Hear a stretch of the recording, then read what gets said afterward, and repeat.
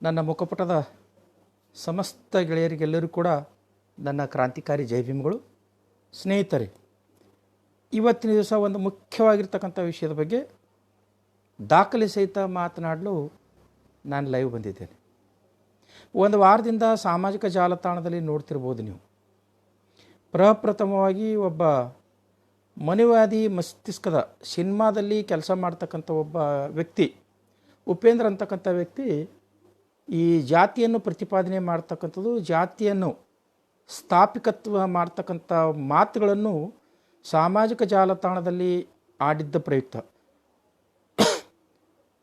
ಒಬ್ಬ ಬುದ್ಧ, ಬಸವ, ಬಾಬಾ ಸಾಹೇಬರ ಅನುಯಾಯಿ ಮತ್ತು ಅವರ ಸಿದ್ಧಾಂತಗಳ ಪರಿಪಾಲಕರಾಗಿರ್ತಕ್ಕಂಥ ಆಯುಷ್ಮಾನ್ ಚೇತನ್ ಅಂತಕ್ಕಂಥ ಸಿನಿಮಾ ತಾರೆಯವರು ಉಪೇಂದ್ರ ಅವರಿಗೆ ತಕ್ಕದ್ದಾಗಿರ್ತಕ್ಕಂಥ ಸಾಂದರ್ಭಿಕ ತಕ್ಕಂತೆ ಉತ್ತರವನ್ನು ಕೊಟ್ಟಿದ್ರು. ಕೊಟ್ಟಾದ ನಂತರ ಮತ್ತು ಆ ಮನೋವ್ಯಾಧಿ ಉಪೇಂದ್ರ ಏನು ಮಾಡಿದ್ರು, ಚೇತನ್ ಅವರ ಮೇಲೆ ತನ್ನ ಅನುಯಾಯಿಗಳಿಂದ, ತನ್ನ ಬೆಂಬಲಿಗರಿಂದ ಅಥವಾ ಮನೋವಾದನ ಪ್ರತಿಪಾದನೆ ಮಾಡ್ತಕ್ಕಂಥ ಯುವಕ ಯುವತಿಯರಿಂದ ಚೇತನ್ ಅವರ ಬಗ್ಗೆ ಅಸಂಬದ್ಧವಾದ ಮಾತುಗಳನ್ನು ಈ ಸಾಮಾಜಿಕ ಜಾಲತಾಣದಲ್ಲಿ ಮಾತಾಡ್ತಕ್ಕಂಥ ಕೆಲಸ ಮಾಡ್ತಾಯಿದ್ರು. ಇದು ನೀವುಗಳೆಲ್ಲರೂ ಕೂಡ ಸುಮಾರು ದಿವಸದಿಂದ ನೋಡ್ತಾ ಇದ್ವಿ. ಆದರೆ ನಿನ್ನೆ ದಿವಸ ಮತ್ತೊಂದು ಮುಂದುವರಿದ ಘಟನೆ ಈ ಸಾಮಾಜಿಕ ಜಾಲತಾಣದಲ್ಲಿ ನಾವು ನೋಡ್ತೀವಿ. ಅದು ಏನು ಅಂದರೆ, ಈ ಶಂಕರಾನಂದ ಅಂತಕ್ಕಂಥ ಒಂದು ಟಿ ವಿಯ ಮೂಲಕ ವಿದ್ಯಾಶಂಕರ್ ಅಂತಕ್ಕಂಥ ಒಬ್ಬ ಪುರೋಹಿತರು ಚೇತನ್ ಅವರಿಗೆ ಒಂದು ಟಾಂಗ್ ಕೊಟ್ಟಿದ್ದಾರೆ. ವಾಸ್ತವಿಕವಾಗಿ ಈ ಸತ್ಯ ಸಂಗತಿಯನ್ನು ಅಂದರೆ ಸಂವಿಧಾನದ ವಿಧಿ 51H ಏನು ಪ್ರತಿಯೊಬ್ಬ ನಾಗರಿಕರಿಗೆ ಮೂಲಭೂತವಾಗಿರ್ತಕ್ಕಂಥ ಕರ್ತವ್ಯ ಕೊಟ್ಟಿದೆಯೋ, ಅಂದರೆ ವೈಜ್ಞಾನಿಕವಾಗಿರ್ತಕ್ಕಂಥ ವಿಷಯಗಳನ್ನು ಹೇಳತಕ್ಕಂಥ ಮಾತಾಡ್ತಕ್ಕಂಥ ಪ್ರತಿಯೊಬ್ಬನ ನಾಗರಿಕನ ಕರ್ತವ್ಯ ಅಂತಕ್ಕಂಥದ್ದನ್ನು ಬಳಸ್ಕೊಂಡಿರ್ತಕ್ಕಂಥ ಚೇತನ್ ಅವರು ಈ ಅಂಧಶ್ರದ್ಧೆ ಮೌಢ್ಯ ಬಿತ್ತತಕ್ಕಂಥ ವೈದಿಕ ಧರ್ಮ ಅಥವಾ ಬ್ರಾಹ್ಮಣ ಧರ್ಮದಲ್ಲಿರ್ತಕ್ಕಂಥ ಲೋಪದೋಷಗಳನ್ನು ಎತ್ತಿ ತೋರಿಸೋದರ ಮೂಲಕ ಉಪೇಂದ್ರ ಅವರಿಗೆ ಅವರ ಮಸ್ತಿಷ್ಕವನ್ನು ಸ್ವಲ್ಪ ಶುಚಿಗೊಳಿಸಲು ಮಾಡಿರ್ತಕ್ಕಂಥ ಕೆಲಸ ಚೇತನ್ ಅವರು. ಯಾವಾಗ ಈ ಎಲ್ಲ ದುರಾಕ್ರಮಣಕಾರಿಗಳಿಗೆ, ಸೈದ್ಧಾಂತಿಕ ಹಂತಕರಿಗೆ ಹೆದರದೇ ಇದ್ದ ಪ್ರಯುಕ್ತ ಚೇತನ್ ಅವರ ಮೇಲೆ ನಿನ್ನೆ ಶಂಕರಾನಂದ ಟಿ ವಿಯ ಒಂದು ಸಾಮಾಜಿಕ ಜಾಲತಾಣದ ಮತ್ತು ಟಿ ವಿಯ ಏನು ಪುರೋಹಿತರು ಅಂತ ಕರಿತೀರಿ, ಅವರು ವಿದ್ಯಾಶಂಕರ್ ಅಂತಕ್ಕಂಥವ್ರು ನಿನ್ನೆ ಆಕ್ರಮಣ ಮಾಡಿರ್ತಕ್ಕಂಥದ್ದು. ನಾನು ಒಂದು ಕ್ಲಿಯರ್ ಮಾಡಿ ಹೋಗ್ತೀನಿ. ಇಲ್ಲಿ ಈ ವಿದ್ಯಾಶಂಕರ್ ಅಂತಕ್ಕಂಥ ಒಬ್ಬ ಪುರೋಹಿತ ಚೇತನ್ ಅವರ ಮೇಲೆ ಸೈದ್ಧಾಂತಿಕ ದುರಾಕ್ರಮಣ ಮಾಡಿದರೆ, ವೈಚಾರಿಕ ದುರಾಕ್ರಮಣ ಮಾಡಿದರೆ ನಾನು ಯಾಕೆ ಮಾತಾಡ್ತಿರ್ತೇನೆ. ಉಪೇಂದ್ರ ಸಿನಿಮಾ ತಾರೆ, ಚೇತನ್ ಅವರು ಸಿನಿಮಾ ತಾರೆ, ಅವರಿಬ್ಬರು ಸೈದ್ಧಾಂತಿಕವಾಗಿ ಒಂದು ತಿಕ್ಕಾಟದಲ್ಲಿ ಇರಬೇಕಾದ್ರೆ ಯಾವತ್ತು ಈ ವೈದಿಕರ ಬುಡಕ್ಕೆ ಕೈ ಹಾಕಿದ್ರು ಚೇತನ್ ಅವರು, ಆವತ್ತು ಈ ಪುರೋಹಿತರು ಬೆದರು ಬಿದ್ದರು. ಅಯ್ಯೋ, ಮತ್ತೆ ಯಾವ್ಯಾವ ವಿಷಯಗಳ ಬಗ್ಗೆ ಚೇತನ್ ಅವರು ಮಾತಾಡಿ ಅವನ್ನೆಲ್ಲ ಹೆಕ್ಕಿ ತೆಗೆದು ನಮ್ಮ ಬಂಡವಾಳೆಲ್ಲ ಬಿಚ್ತಾರೆ ಅಂತಕ್ಕಂಥದ್ದನ್ನು ಮನಗಂಡಿರ್ತಕ್ಕಂಥ ಈ ವಿದ್ಯಾಶಂಕರ್ ಅವರು ಚೇತನ್ ಅವರ ಮೇಲೆ ದುರಾಕ್ರಮಣ ಮಾಡೋಕ್ಕೆ ಆರಂಭಿಸಿದರು. ನೋಡಿ, ತನ್ನ ಧರ್ಮಕ್ಕೆ ಕುತ್ತು ಬರ್ತದ, ತಮ್ಮ ಅಂಧಶ್ರದ್ಧೆಗಳಿಗೆ ಕುತ್ತು ಬರ್ತದ, ಅಥವಾ ತಮ್ಮ ಪಾಖಂಡಿತನಕ್ಕೆ ಕುತ್ತು ಬರ್ತದ ಅಂತಕ್ಕಂಥದ್ದನ್ನು ಮನಗಂಡಿರ್ತಕ್ಕಂಥ ವಿದ್ಯಾಶಂಕರ್ ಅವರು ಬಸವ ಅನುಯಾಯಿಯಾಗಿರ್ತಕ್ಕಂಥ ಚೇತನ್ ಅವರ ಮೇಲೆ ದುರಾಕ್ರಮಣ ಮಾಡಿದಾಗ, ಬಾಬಾ ಸಾಹೇಬರನ್ನು ಅನುಸರಿಸ್ತಕ್ಕಂಥ ಚೇತನ್ ಅವ್ರ ವಿಚಾರಗಳ ಬೆನ್ನಿಗೆ ನಿಂದಿರ್ತಕ್ಕಂಥದ್ದು ಬಾಬಾ ಸಾಹೇಬರ ಅನುಯಾಯಿ ಆಗಿರ್ತಕ್ಕಂಥ ನನ್ನ ಆದ್ಯ ಕರ್ತವ್ಯ. ಅದಕ್ಕಾಗಿ ನಾನು ಚೇತನ್ ಅವರ ಸೈದ್ಧಾಂತಿಕ ನಿಲುವುಗಳಿಗೆ ನಾನು ಬೆನ್ನೆಲುಬಾಗಿ ನಿಂತು ಈ ವಿದ್ಯಾಶಂಕರ್ ಅಂತಕ್ಕಂಥ ಪುರೋಹಿತರಿಗೆ ಒಂದೆರಡು ಉತ್ತರಗಳು ಕೊಡ್ತಾ ಇದ್ದೀನಿ. ಅದು ದಾಖಲಿಸೈತ. ಅವ್ರ ಹಾಗೆ ಗಾಳಿಯಲ್ಲಿ ಗುಂಡು ಹೊಡಿತಕ್ಕಂಥ ಜಾಯಮಾನ ನಂದಲ್ಲ. ಕಾರಣ, Baba Saheb doctor B R Ambedkar ಅವರು, ತಥಾಗತ ಗೌತಮ ಬುದ್ಧರು, ನಾನು ಅನುಸರಿಸ್ತಕ್ಕಂಥ ಇವರೀರ್ವರು ಚಾರಿತ್ರಿಕ ವ್ಯಕ್ತಿಗಳಾಗಿದ್ದ ಪ್ರಯುಕ್ತ ಚಾರಿತ್ರಿಕವಾಗಿರ್ತಕ್ಕಂಥ ಸಂರಚನೆಯನ್ನು ನಾವು ಮಾಡ್ತಕ್ಕಂಥ ಸಂದರ್ಭದಲ್ಲಿ ನಮಗೆ ಆಕಾರಗಳು ಬಹಳ ಮುಖ್ಯ. ಅದರಲ್ಲೂ ಪ್ರಾಥಮಿಕ ಆಕಾರಗಳನ್ನು ಇಟ್ಟುಕೊಂಡು ವಿಷಯ ಮಂಡನೆ ಮಾಡ್ತಕ್ಕಂಥ ಹವ್ಯಾಸಿ ಬರಹಗಾರ ಮತ್ತು ಭಾಷಣಕಾರ ನಾನಾದ ಪ್ರಯುಕ್ತ ಆ ಆಕಾರಗಳು ಇಟ್ಕೊಂಡೇ ವಿದ್ಯಾಶಂಕರ್ ಅವ್ರಿಗೆ ಉತ್ತರ ಕೊಡಬೇಕು ಅಂತಕ್ಕಂಥದ್ದು. ಸ್ನೇಹಿತರೆ, ಅವರು ಬಲಭೀಮನ ಅನುಯಾಯಿ, ನಾನು ಜೈ ಭೀಮನ ಅನುಯಾಯಿ. ಅರ್ಥ ಮಾಡ್ಕೊಳ್ಳಿ.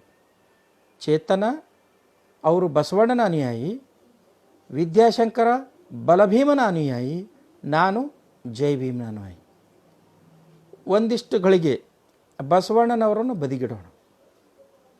ಬಲಭೀಮನಿಗೂ ಮತ್ತು ಜೈ ಭೀಮನಿಗೂ ಬಹಳ ವ್ಯತ್ಯಾಸ ಇದೆ. ಬಲಭೀಮ ಪೌರಾಣಿಕ ವ್ಯಕ್ತಿ ಆದರೆ ಜೈ ಭೀಮ ಚಾರಿತ್ರಿಕ ವ್ಯಕ್ತಿ. ಬಲಭೀಮ ತುಂಬಿದ ಸಭೆಯಲ್ಲಿ ತನ್ನ ಕೈಯಲ್ಲಿ ಗದಾ ಅಂತಕ್ಕಂಥ ಆಯುಧ ಇದ್ದರೂ ಕೂಡ ತನ್ನ ಹೆಂಡತಿಯ ಮಾನವನ್ನು ಕಾಪಾಡದೇ ಇರತಕ್ಕಂಥ ಒಬ್ಬ ಷಂಡ. ಕೈಯಲ್ಲಿ ಆಯುಧ ಇದ್ದರೂ ಕೂಡ ದುಶ್ಯಾಸನ ದ್ರೌಪದಿಯ ಶರಗನ್ನು ಸೆಳೀತಕ್ಕಂಥ ಸಂದರ್ಭದಲ್ಲಿ, ದ್ರೌಪದಿಯ ಸೀರೆಯನ್ನು ಸೆಳೀತಕ್ಕಂಥ ಸಂದರ್ಭದಲ್ಲಿ ತನ್ನ ಕೈಯಲ್ಲಿ ಆಯುಧ ಇಟ್ಟುಕೊಂಡು ಕೂತಿರ್ತಕ್ಕಂಥ ಭೀಮ ತನ್ನ ಹೆಂಡತಿಯ ಮಾನವನ್ನು ಕಾಪಾಡದೇ ಇರತಕ್ಕಂಥ ಹೇಡಿ.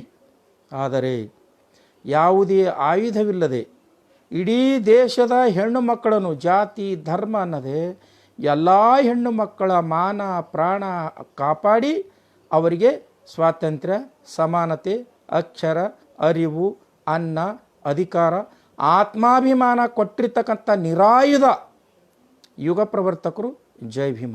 ಅಂಥ ನಿರಾಯುಧ ಯುಗ ಪ್ರವರ್ತಕರ ಅನುಯಾಯಿ ನಾನಿದ್ದ ಪ್ರಯುಕ್ತ ಬಸವ ಅನುಯಾಯಿ ಆಗಿರ್ತಕ್ಕಂಥ ಚೇತನ ಅವರ ಬೆನ್ನಿಗೆ ನಾನು ನಿಂದಿರಲೇಬೇಕು. ಈ ವಿದ್ಯಾಶಂಕರ್ ಅಂತಕ್ಕಂಥ ಪುರೋಹಿತರಿಗೆ ತಕ್ಕದಾಗಿರ್ತಕ್ಕಂಥ ಉತ್ತರನ ಕೊಡಲೇಬೇಕು. ವಿದ್ಯಾಶಂಕರ್ ಅವರಿಗೆ ನಾನೊಂದು 2 ಪ್ರಶ್ನೆ ಮಾಡ್ತೀನಿ. ಏನು, ಹಿಂದೂಗಳನ್ನು ಇದೇ ನಿಮ್ಮ ಧರ್ಮ ಅಂದರೆ ವೈದಿಕ ಧರ್ಮನೋ ಬ್ರಾಹ್ಮಣ ಧರ್ಮನೋ ಅಥವಾ ಪುರೋಹಿತ ಧರ್ಮನೋ, ಹಿಂದೂಗಳನ್ನು 4 ವರ್ಣಗಳಾಗಿ ವಿಭಜಿಸಿ, ಅಂದರೆ ಬ್ರಾಹ್ಮಣ, ಕ್ಷತ್ರಿಯ, ವೈಶ್ಯ, ಶೂದ್ರ ಅಂತಕ್ಕಂಥ 4 ವರ್ಣಗಳನ್ನಾಗಿ ವಿಭಜಿಸಿ ಹಿಂದೂಗಳು ನಾವೆಲ್ಲ ಒಂದೇ, ಹಿಂದೂಗಳು ನಾವೆಲ್ಲ ಒಂದೇ, ನಾವೆಲ್ಲ ಒಂದೇ ಆಗೋಣ ಅಂತಕ್ಕಂಥ ಬೊಬ್ಬೆ ಹಾಕ್ತಿರಲ್ಲ, ಜನರಿಗೇನು ಅರಿವಿಲ್ಲ ಅಂತ ತಿಳ್ಕೊಂಡಿದ್ದಾರೆ ನೀವು. ನಾವೆಲ್ಲರೂ ಒಂದೇ ಅಂತಕ್ಕಂಥ ಪ್ರತಿಪಾದನೆ ಮಾಡಬೇಕಾದ್ರೆ ಅಟ್ಲೀಸ್ಟ್ ಕಾಮನ್ ಸೆನ್ಸ್ ಬೇಕಲ್ಲ ನಿಮಗೆ. ಈ ಚಾತುರ್ಣ ಪದ್ಧತಿಯನ್ನು ಜಾತೀಯತೆಯನ್ನು ಕಿತ್ತು ಹಾಕಿದಾಗ, ನೀವು ಆ ಘೋಷವಾಕ್ಯ ಮಾಡಿದಾಗ, ಘೋಷಣೆ ಕೂಗಿದಾಗ ಅದು ಸಮಂಜಸವಾಗುತ್ತದೆ ಅಂತಕ್ಕಂಥ ಒಂದು ಚಿಕ್ಕ ತಿಳುವಳಿಕೆನೂ ಕೂಡ ನಿಮಗಿಲ್ವೇ? ಇನ್ನೊಂದು, ನಿಮ್ಮ ವೈದಿಕ ಧರ್ಮ ಅಥವಾ ಬ್ರಾಹ್ಮಣ ಧರ್ಮದ ಬಗ್ಗೆ ಚೇತನವರು ನೇರವಾಗಿ ಹೇಳಿದಾಗ ನಿಮಗೇನೋ ಚುಚ್ಚದಂಗೆ ಆಗಿರಬೇಕು. ನಾನು ನಿಮ್ಗೆ ಕೇಳ್ತೀನಿ, ಒಬ್ಬರನ್ನು ಶ್ರೇಷ್ಠ, ಒಬ್ಬರನ್ನು ಕನಿಷ್ಠ, ಒಬ್ಬ ಪವಿತ್ರ, ಒಬ್ಬ ಅಪವಿತ್ರ. ಅಂದರೆ ಬ್ರಾಹ್ಮಣ ಪವಿತ್ರ ವ್ಯಕ್ತಿ, ಶೂದ್ರ ಅಪವಿತ್ರ ವ್ಯಕ್ತಿ. ಒಬ್ಬನನ್ನು ಪವಿತ್ರ, ಒಬ್ಬನನ್ನು ಅಪವಿತ್ರ ಅಂತಕ್ಕಂಥ ನಿಮ್ಮ ಹಿಂದೂ ಧರ್ಮ ಈ ದಲಿತರು ಮತ್ತು ಬ್ರಾಹ್ಮಣರನ್ನು ಹಿಂದೂ ಅಂತ ಹೆಂಗೆ ಪ್ರತಿಪಾದನೆ ಮಾಡ್ತೀರಿ? ನೀವು ಮೇಲ್ಗಡೆ ಇರ್ತಕ್ಕಂಥ ಬ್ರಾಹ್ಮಣರು, ಶೂದ್ರರ ಕೆಳಗಡೆ ಇರ್ತಕ್ಕಂಥವ್ರು, ಅದಕ್ಕಿಂತ ಕೆಳಗಡೆ ಅಸ್ಪೃಶ್ಯರು. ಸೊ ಮೊದಲು ನಿಮ್ಮ ಸಿದ್ಧಾಂತಗಳನ್ನು, ನಿಮ್ಮ ವಿವೇಚನೆಗಳನ್ನು, ನಿಮ್ಮ ಪ್ರತಿಪಾದನೆಗಳನ್ನು ದಾಖಲೆ ಸಹಿತ, ಆಕಾರ ಸಹಿತ ಅವನ್ನು ಪರೀಕ್ಷೆಗೆ ಒಳಪಡಿಸಿ ಅದರ ಬಗ್ಗೆ ಬದ್ಧತೆಯಿಂದ ಮಾತಾಡ್ತಕ್ಕಂಥದ್ದು ನಿಮ್ಮಂಥ ಪುರೋಹಿತರ ಕೆಲಸ ಆಗಬೇಕೇನ ಗಾಳಿಯಲ್ಲಿ ಗುಂಡು ಹೊಡಿತಕ್ಕಂಥದ್ದು ಅಲ್ಲ. ಇನ್ನು ಚೇತನವರು ಅವೆಲ್ಲ ವಿಷಯಗಳು, ಅವೆಲ್ಲ ಪ್ರಶ್ನೆಗಳು, ಈಗ ಯಾರು ಆ ವಿದ್ಯಾಶಂಕರ್ ಗುರುಜಿ ಕೇಳಿರ್ತಕ್ಕಂಥ ಪ್ರಶ್ನೆಗಳಾಗಿರ್ಬೋದು, ಚೇತನವ್ರು ಮಾತಾಡಿರ್ತಕ್ಕಂಥ ವಿಷಯಗಳಾಗಿರ್ಬೋದು, ಅವಕ್ಕೆಲ್ಲದಕ್ಕೆ ನಾನು ವಿವರಣೆ ಕೊಡಲು ಹೋಗದೇನೆ ಮುಖ್ಯವಾಗಿರ್ತಕ್ಕಂಥ ಘಟ್ಟಕ್ಕೆ ಬರ್ತೇನೆ. ಈ ಪುರೋಹಿತರಿಗೆ ಯಾಕೆ ಚುರುಕು ಮುಟ್ಟಿತು ವಿದ್ಯಾಶಂಕರ್ ಅವರಿಗಂದರೆ, ಚೇತನವರು ಒಂದು ಮಾತು ಹೇಳಿದ್ರು, ಭಾವಾವೇಶದಲ್ಲಿ ಜೊತೆಗೆ ಹೋಶ್ ಮತ್ತು ಹವಾಶಿನಲ್ಲಿ ಅಂದರೆ ತಿಳಿದು ತರ್ಕಬದ್ಧವಾಗಿ ಅದರ ಬಗ್ಗೆ ಅರ್ಥೈಸಿಕೊಂಡು ತುಂಬ ವಿವೇಚನೆಯಿಂದ ಒಂದು ಮಾತು ಹೇಳಿದ್ರು. ಏನಂದರೆ, ಬ್ರಾಹ್ಮಣ್ಯ ಆಧ್ಯಾತ್ಮಿಕದ ಭಯೋತ್ಪಾದನೆ ಅಂತಕ್ಕಂಥ ಮಾತಾಡೋದು. ಬ್ರಾಹ್ಮಣ್ಯದೇನಿದೆ ಆಧ್ಯಾತ್ಮಿಕದ ಭಯೋತ್ಪಾದನೆ ಅಂತಕ್ಕಂಥದ್ದು. ಇದರಲ್ಲಿ ಎಳ್ಳಷ್ಟು ತಪ್ಪಿಲ್ಲ. ಯಾಕೆ ತಪ್ಪಿಲ್ಲ ಅಂದರೆ ಇದರ ಬಗ್ಗೆ ನಾನು ವಿವರಣೆಯನ್ನು ಕೊಡ್ತೀನಿ ನಿಮಗೆ. ಸುಮಾರು ಜನರಿಗೆ ಇದರ ಮಾಹಿತಿ ಇದೆ, ಆದರೂ ಕೂಡ ನಾನು ನಿಮಗೆ ಇದರ ಬಗ್ಗೆ ದಾಖಲೆಗಳನ್ನು ಕೊಡ್ತೀನಿ. ಏನು ಬ್ರಾಹ್ಮಣ್ಯ ಅಂದರೆ ಏನು? ಈಗ ನಾವು ವಿದ್ಯಾಶಂಕರ್ ಅವರನ್ನು ಅನುಲಕ್ಷಿಸಿ ನೋಡಿದಾಗ, ಅಥವಾ ಋಗ್ವೇದ, ಯಜುರ್ವೇದ, ಸಾಮವೇದ, ಅಥರ್ವಣ ವೇದಗಳನ್ನು, ರಾಮಾಯಣ, ಮಹಾಭಾರತ, ರಾಮಚರಿತ ಮಾನಸ, ಭಗವದ್ಗೀತೆಯನ್ನು ನೋಡಿದಾಗ, ಮನುಸ್ಮೃತಿ, ಯಾಜ್ಞವಲ್ಕ್ಯ ಸ್ಮೃತಿ, ಬೃಹಸ್ಪತಿ ಸ್ಮೃತಿಗಳು ನೋಡಿದಾಗ, 18 ಪುರಾಣಗಳನ್ನು ನೋಡಿದಾಗ, ಇವೆಲ್ಲ ವೈದಿಕರ ಧಾರ್ಮಿಕ ಗ್ರಂಥಗಳನ್ನು ನೋಡಿದಾಗ ನಮ್ಮ ಗಮನಕ್ಕೆ ಬರ್ತಕ್ಕಂಥದ್ದು, ಅಥವಾ ಅವರು ಅರ್ಥೈಸಿಕೊಂಡಿರ್ತಕ್ಕಂಥದ್ದು, ಅವರು ಅರ್ಥ ಕಲ್ಪಿಸಿಕೊಟ್ಟಿರ್ತಕ್ಕಂಥದ್ದು. ಜೊತೆಗೆ ನಿನ್ನೆ ಶಂಕರಾನಂದ ಟಿ ವಿಯಲ್ಲಿ ವಿದ್ಯಾಶಂಕರ್ ಅವರು ಹೇಳಿದ ಹಾಗೆ ಬ್ರಾಹ್ಮಣ್ಯ ಅಂದರೆ ಬ್ರಾಹ್ಮಣತ್ವ ಅಂತ. ಬ್ರಾಹ್ಮಣತ್ವ ಅಂದರೆ ಬ್ರಾಹ್ಮಣನಾಗಿರಬೇಕೆ ಅಂತ, ಬ್ರಾಹ್ಮಣನಾಗಿರಬೇಕೆ ಅಂತ. ಬ್ರಾಹ್ಮಣನಾಗಿರಬೇಕಿಗೆ ಇನ್ನೊಂದು ಮಾತಿದೆ, ಶನಿ ಗ್ರಹ ಅಂತ. ಶನಿ ಇದ್ದಂಗೆ ಕಾಡೋರಿದ್ದಂಗೆ ಅಂತ. ಇದು ನಾನು ಹೇಳ್ತಾ ಇಲ್ಲ, ನೀವು ಕನ್ನಡ ಸಾಹಿತ್ಯ ಪರಿಷತ್ತಿನ ಡಿಕ್ಷನರಿ ತೆಗೆದು ನೋಡಿದ್ರೆ, ಯಾವುದೇ ಡಿಕ್ಷನರಿ ತೆಗೆದು ನೋಡಿದ್ರು ಕೂಡ ಬ್ರಾಹ್ಮಣ್ಯ ಅನ್ನೋದಕ್ಕೆ ನಿಮ್ಗೆ ಅರ್ಥ ಏನು ಕೊಡ್ತಂದರೆ, ಒಂದು ಬ್ರಾಹ್ಮಣತ್ವ, ಬ್ರಾಹ್ಮಣನಾಗಿ ಇರೋಕೆ, ಅಥವಾ ಶನಿ ಗ್ರಹ ಅಂದರೆ ಕಾಡ್ತಕ್ಕಂಥ ವ್ಯಕ್ತಿ ಅಂತಕ್ಕಂಥದ್ದು ಅದರ ಅರ್ಥ ನಾವು ಕಾಣ್ತಾ ಇದ್ದೀವಿ. ನೀವು ಇಲ್ಲಿ ಕೇಳ್ಬೋದು, ಅಲ್ಲ ಬ್ರಾಹ್ಮಣರು ಅದೇ ಹಾಗೆ ಕಾಡ್ತಾರೆ ಅಥವಾ ಕಾಡುವಿಕೆ ಇರುತ್ತೆ ಅದರಲ್ಲಿ ಅಂತಕ್ಕಂಥ ಮಾತು. ಈ ಋಗ್ವೇದದಲ್ಲಿ ಆಗಲಿ ಅಥವಾ ಈ ರಾಮಾಯಣ ಮಹಾಭಾರತಗಳಲ್ಲಾಗಲಿ, ಮನುಸ್ಮೃತಿಯಲ್ಲೂ ಕೂಡ ಒಂದು ಶ್ಲೋಕ ಬರ್ತದೆ. ಏನು? ಜಗತ್ಸರ್ವಂ ದೈವಾಧೀನಂ, ಜಗತ್ಸರ್ವಂ ದೈವಾಧೀನಂ, ದೈವೋ ಮಂತ್ರಾಧೀನಂ, ಮಂತ್ರೋ ಬ್ರಾಹ್ಮಣಾಧೀನ, ಬ್ರಾಹ್ಮಣೋ ಮಮದೇವತಃ ಅಂತಾರೆ. ಅಂದರೆ ಜಗತ್ತೆಲ್ಲವೂ ಕೂಡ ದೇವರುಗಳ ಅಧೀನದಲ್ಲಿವೆ. ಜಗತ್ಸರ್ವಂ ದೇವಾಧೀನ, ಜಗತ್ತೆಲ್ಲವೂ ದೇವರ ಅಧೀನದಲ್ಲಿವೆ. ದೈವೋ ಮಂತ್ರಾಧೀನ ಅಂದರೆ ದೇವರುಗಳು ಮಂತ್ರಗಳ ಅಧೀನದಲ್ಲಿದ್ದಾರೆ. ಮಂತ್ರೋ ಬ್ರಾಹ್ಮಣಾಧೀನ, ಮಂತ್ರಗಳು ಬ್ರಾಹ್ಮಣನ ಅಧೀನದಲ್ಲಿವೆ. ಬ್ರಾಹ್ಮಣೋ ಮಮದೇವತಃ ಅಂದರೆ ಬ್ರಾಹ್ಮಣನೇ ಈ ಸೃಷ್ಟಿಗೆ ದೇವರು ಅಂತಕ್ಕಂಥ ಪ್ರತಿಪಾದನೆ ಮಾಡ್ತಾರೆ. ನೋಡಿ, ಬ್ರಾಹ್ಮಣ್ಯ ಹೆಂಗಿದೆ ಅಂದರೆ, ಈ ಭೂಮಿ ಮೇಲೆ ಹುಟ್ಟಿರ್ತಕ್ಕಂಥ ಯಾವುದೇ ವ್ಯಕ್ತಿ, ಅವನು ದಡ್ಡನಾಗಿರಲಿ, ಜಾಣನಾಗಿರಲಿ, ಹುಚ್ಚನಾಗಿರಲಿ, ವ್ಯಭಿಚಾರಿಯಾಗಿರಲಿ, ಏನೇ ಆಗಿರ್ಲಕ್ಕ, ಆದರೆ ಬ್ರಾಹ್ಮಣ ಈ ದೇವತೆಗಳಿಗಿಂತಲೂ ಶ್ರೇಷ್ಠ. ಅಂದರೆ ಈ ಭೂಮಿಗೆ ದೇವರಂತ ಯಾರಾದ್ರಿದ್ರೆ ಅದು ಬ್ರಾಹ್ಮಣ ಅಂತಕ್ಕಂಥ ಮಾತನ್ನು ಪ್ರತಿಪಾದನೆ ಮಾಡ್ತಿರಲ್ಲ, ಇದು ಬ್ರಾಹ್ಮಣ್ಯ. ಅದನ್ನೇ ಚೇತನವ್ರು ಹೇಳ್ತಕ್ಕಂಥದ್ದು. ಅಷ್ಟೇ ಅಲ್ಲದೆ ಬಹುಸಂಸ್ಕೃತಿಯ ಭಾರತದಲ್ಲಿ ಮಾನವ ಧರ್ಮವನ್ನು ಪ್ರತಿಪಾದನೆ ಮಾಡ್ತಕ್ಕಂಥ ಈ ದೇಶದಲ್ಲಿ, ಬಹುಸಂಸ್ಕೃತಿಯ ಈ ದೇಶದಲ್ಲಿ ನಿಮ್ಮವರು ಬರೆದಿರ್ತಕ್ಕಂಥ, ನೀವು ಪ್ರತಿಪಾದನೆ ಮಾಡ್ತಕ್ಕಂಥ, ನೀವು ಉಚ್ಚಾರಣೆ ಮಾಡ್ತಕ್ಕಂಥ, ನೀವು ಘೋಷಣೆ ಮಾಡ್ತಕ್ಕಂಥ ಋಗ್ವೇದದಲ್ಲಿ ಚಾತುರ್ವರ್ಣ ಪದ್ಧತಿಯನ್ನು ಸೃಷ್ಟಿ ಮಾಡಿರ್ತಕ್ಕಂಥದ್ದು ನಾವು ಕಾಣ್ತೀವಿ. ಋಗ್ವೇದದ 10ನೇ ಮಂಡಲದ 90ನೇ ಸೂಕ್ತದಲ್ಲಿ 12ನೇ ಮಂತ್ರದಲ್ಲಿ ಚಾತುರ್ವರ್ಣಗಳನ್ನು ಮಹಾಪುರುಷ, ಒಬ್ಬ ಪುರುಷನ ಬಾಯಿಯಿಂದ ಬ್ರಾಹ್ಮಣ ಹುಟ್ಟದ, ಭುಜದಿಂದ ಕ್ಷತ್ರಿಯ ಹುಟ್ಟದ, ತೊಡೆಯಿಂದ ವೈಶ್ಯ ಹುಟ್ಟದ, ಪಾದದಿಂದ ಶೂದ್ರ ಹುಟ್ಟಿದ ಅಂತಕ್ಕಂಥದ್ದು ಏನು ದಾಖಲೀಕರಣ ಮಾಡೋದ್ರ ಮೂಲಕ ಪ್ರತಿಪಾದನೆ ಮಾಡ್ತೀರಿ, ಅದನ್ನು ಅನುಸರಿಸಿಕೊಂಡು ಯಥಾ ರೀತಿಯಾಗಿ ಸ್ಥಾಪಿತ ಮನಸ್ಥಿತಿಯಿಂದ ಏನು ಒಪ್ಪಿಕೊಂಡು ಇಲ್ಲಿವರೆಗೆ ತೊಗೊಂಡು ಬರ್ತಾಯಿದ್ರು, ಇದು ಬ್ರಾಹ್ಮಣ್ಯ ಅಂತ. ಋಗ್ವೇದದಲ್ಲಿ ಅಷ್ಟೇ ಇದ್ದರೆ ಏನೋ ಅದರ ಬಗ್ಗೆ ಸಮರ್ಥನೆ ಮಾಡ್ಕೋಬೇಕು. ರೇ, ನಿಮ್ಮ ಎಲ್ಲ ಗ್ರಂಥಗಳಲ್ಲೂ ಕೂಡ ಇದನ್ನೇ ಪ್ರತಿಪಾದನೆ ಮಾಡಿದಿರಿ. ಇನ್ನೊಂದು ಉದಾಹರಣೆ, ಮನುಸ್ಮೃತಿಯ ಅಧ್ಯಾಯ 1 ಶ್ಲೋಕ 87ರಲ್ಲಿ ಈ ಸೃಷ್ಟಿಯ ಕರ್ತ ಮನುವಿನಿಂದ ಈ ಚಾತುರ್ವರ್ಣಗಳು ಹುಟ್ಟಿದ್ವು ಅಂತಕ್ಕಂಥ ಪ್ರತಿಪಾದನೆ ಮಾಡ್ತಾರೆ. ಅಂದರೆ ಮನುವಿನ ಮುಖದಿಂದ ಬ್ರಾಹ್ಮಣ ಹುಟ್ಟದ, ಭುಜದಿಂದ ಕ್ಷತ್ರಿಯ ಹುಟ್ಟದ, ತೊಡೆಯಿಂದ ವೈಶ್ಯ ಹುಟ್ಟದ, ಪಾದದಿಂದ ಶೂದ್ರ ಹುಟ್ಟುತ್ತ ಅಂತಕ್ಕಂಥದ್ದು ಮನುಸ್ಮೃತಿ ಅಧ್ಯಾಯ 1 ಶ್ಲೋಕ 87ರಲ್ಲಿ ಪ್ರತಿಪಾದನೆ ಮಾಡಿರ್ತಕ್ಕಂಥದ್ದು, ದಾಖಲೆ ಮಾಡಿರ್ತಕ್ಕಂಥದ್ದು. ಇದನ್ನು ಏನು ಅನುಸರಿಸ್ಕೊಂಡು ಬರ್ತಾ ಇದ್ದಿರಲು ಇದೇ ಬ್ರಾಹ್ಮಣ್ಯ. ಇದು ಇರಲಿ. ಈಗ ನೀವೇನು ಪಠ್ಯದಲ್ಲಿ ಅಳವಡಿಸಬೇಕು ಅಂತಕ್ಕಂಥ ಏನು ವಿಷಮ ಮನಸ್ಥಿತಿ ನಿಮ್ಮದು ಆಗಿದೆಯಲ್ಲೋ ಅಥವಾ ಒತ್ತಾಯ ಹಾಕ್ತಾ ಇದ್ರಲ್ಲೋ, ಆ ಭಗವದ್ಗೀತೆಯಲ್ಲೂ ಕೂಡ ಅಧ್ಯಾಯ 4 ಶ್ಲೋಕ 13ರಲ್ಲಿ ಕೃಷ್ಣ ಸ್ವತಃ ಹೇಳ್ತಾನೆ. ಅದು ನೀವು ದಾಖಲೆ ಮಾಡಿದರೆ ಏನು ಹೇಳ್ತಾನೆ? ಚಾತುರ್ವರ್ಣಂ ಮಯಾ ಸೃಷ್ಟಂ ಗುಣಕರ್ಮ ವಿಭಾಗಶಃ. ಅಂದರೆ ಈ ಚಾತುರ್ವರ್ಣಗಳನ್ನು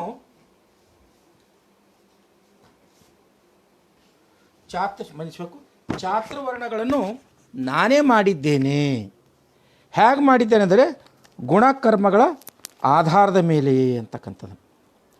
ಈಗ ಸ್ನೇಹಿತರೆ, ಈ ಚಾತುರ್ವರ್ಣಗಳನ್ನು ನಾನೇ ಮಾಡಿದ್ದೇನೆ ಗುಣಕರ್ಮಗಳ ಆಧಾರದ ಮೇಲೆ ಅಂತಕ್ಕಂಥ ಮಾತನ್ನು ನಾವು ಅವಲೋಕನ ಮಾಡಿದಾಗ ಅಥವಾ ಅವುಗಳ ಬಗ್ಗೆ ನಾವು ವಿವರಣೆಯನ್ನು ಅಥವಾ ವಿಶ್ಲೇಷಣೆ ನೋಡಿದಾಗ ಗುಣಗಳು 3 ಇವೆ, ಕರ್ಮಗಳು 9 ಇವೆ.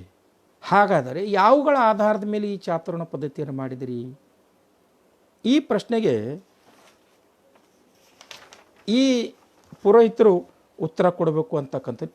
ಇದೇನು ಸ್ಥಾಪಿತ ಮನಸ್ಥಿತಿ ಅಲ್ವೋ ಇದು ಬ್ರಾಹ್ಮಣ್ಯ ಅಂತಕ್ಕಂಥದ್ದು. ಇದು ಅಷ್ಟೇ ಅಲ್ಲದೆ ಸ್ನೇಹಿತರೆ, ಎಲ್ಲ ಜನರು ಅರ್ಥ ಮಾಡ್ಕೊಳ್ಬೇಕು. ಮನುಸ್ಮೃತಿ ಅಧ್ಯಾಯ 8 ಶ್ಲೋಕ 415 ಮತ್ತು 412 ಈ ಶೂದ್ರ 4ನೇ ವರ್ಣದವರ ಬಗ್ಗೆ ಎಷ್ಟು ಕೆಟ್ಟದಾಗಿ ಬರ್ತಿದ್ದಾರೆ ಅಂದರೆ, ಶೂದ್ರ ಅನ್ನೋದಕ್ಕೆ ಡೆಫಿನಿಷನ್ ಕೊಡ್ತಾರೆ.